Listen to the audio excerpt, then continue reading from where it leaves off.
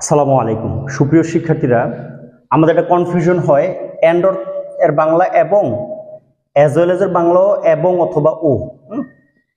তাহলে কিন্তু দুইটা একই রকম হইলেও ব্যবহারগত ভিন্নতা রয়েছে। আমরা জানি যে সাবজেক্ট যখন প্লুরাল হয় তখন আমরা জানি ভার্বের শেষে এস বাই এস যোগ হয় না। যখন সিঙ্গুলার হয়, থার্ড পারসন সিঙ্গুলার, তখন ভার্বের শেষে আমরা কি যোগ করি? এস বা ইএস বা আইএস যোগ করি। আর প্লুরাল হলে কিছু যোগ হয় না। এখন যেহেতু সে এবং তার বন্ধুরা, নিশ্চয়ই এটা আর এক বচন না, এটা বহু বচন। তো বহু বচন হলে ভার্বের শেষে কিছুই যোগ হবে না, উত্তর হবে বউ। ঠিক আছে? কিন্তু এই অ্যাজ ওয়েল এজটা এটা মনে মনে আমাদের উইথের মতো কাজ করবে।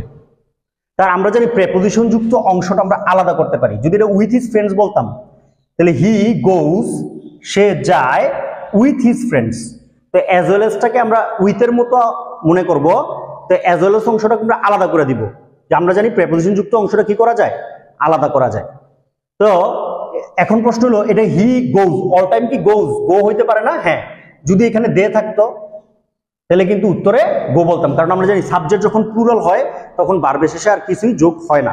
আর সাবজেক্ট যখন থার্ড পারসন সিঙ্গুলার হয়, থার্ড পারসন সিঙ্গুলার বলতে কি, যেমন হি, শি, ইট বা কোনো একটা নাম, অথবা আমরা যেগুলো গণতে পারি না, পানি, চিনি, ওয়াটার, হ্যাঁ, ওয়াটার, সয়েল, আবার কিছু আনকাউন্টেবল নাউন আছে আমাদের কনফিউশন লাগে, যেমন money, furniture, machinery, jewellery, luggage, baggage, এই শব্দগুলো কিন্তু আনকাউন্টেবল।